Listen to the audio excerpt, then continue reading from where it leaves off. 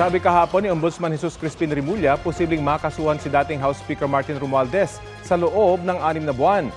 Muli ring tiniyak ni Remulla na susundan ang mga ebidensya sa issue ng flood control projects. Balitang hatid ni Salima Refran.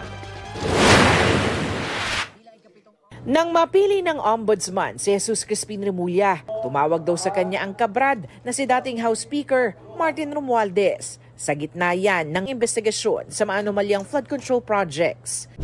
Binunyag ito ni Remulla sa pagtatanong ng kanyang dating propesora, ang ekonomistang si Winnie Monsod, sa isang forum tungkol sa flood control controversy sa UP College of Law, BGC. Martin is a fraternity brother. Yes. He entered the fraternity when I was the illustrious fellow. So we have a naturally close relationship. We worked together in Congress. I answered his call once because we respect each other. He talked to me. That was before I assumed office, but after I was appointed. And after that, I didn't talk to him anymore because I have to think clearly about these cases. Ayon kay Remulla, sinubukan ni Romualdez na ipaliwanag ang kanyang panig at iginiit na wala siyang kinalaman sa mga anomalya. Of course, he was trying to make a case, his case, that had nothing to do with anything. I mean, we just listen. Wala, just, di ba? We just follow the evidence, that's it. At so far, sir, kamusta po yung evidence? We're building up something. Dinadawit si Romualdez si dating Congressman Zaldico sa issue ng insertions at kickbacks sa budget. Ayon pa kay Ko, pinagpantaan siya ni Romualdez at sinabihang huwag nang bumalik ng bansa.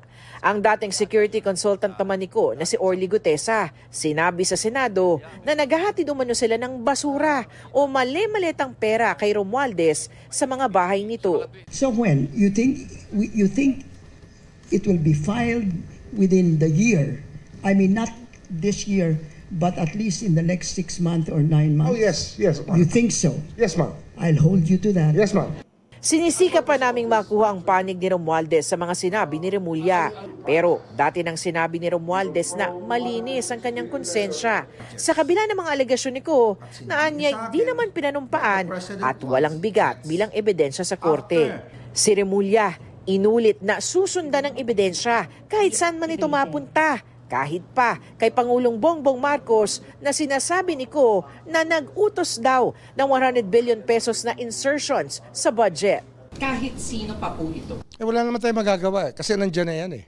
Evidence na yan eh. We're trying to be as transparent as we can be. This is already an issue close to the hearts of Filipinos. Hindi ko naman kinuha yung opisinang to para magtakip para kahit kanino. Pero aabot na ba ang mga ebidensya hanggang sa Malacanang?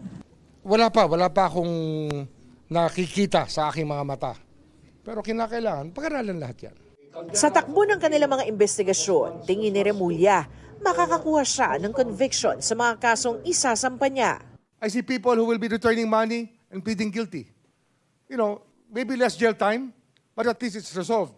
Samantala, may motu proprio investigation na rin daw ang ombudsman sa 10 contractors, mga dati o kasalukuyang mambabatas na may koneksyon sa mga kontratista.